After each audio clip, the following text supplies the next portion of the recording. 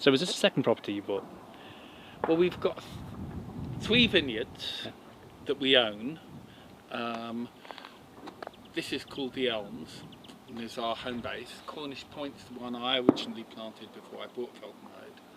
And then there's a new one called McMure, which is just up the road, right next to Calvert. And then we lease Calvert, but at the moment we're in the process of buying 4 hectares of Calvert.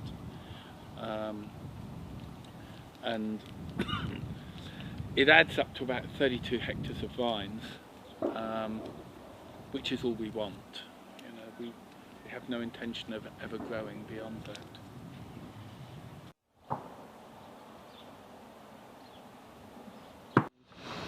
We prefer a slightly higher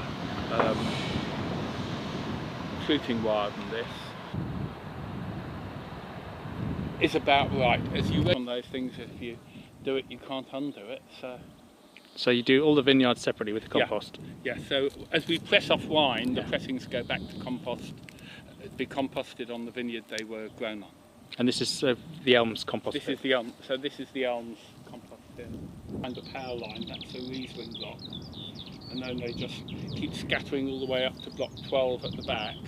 And block 13's that Burgundian spaced stuff we were standing next to behind the winery. So they're just basically named in the order they were planted. Gold mining along the road here, and this is the only valley that wasn't mined.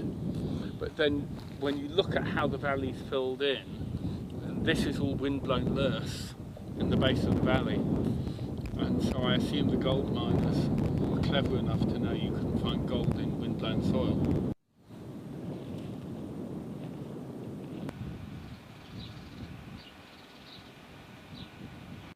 When you dog the lids on them, they become bottling tanks or whatever.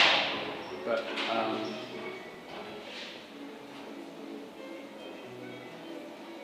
I always like the way it's hidden behind the building. You kind of can't tell there's a winery in there.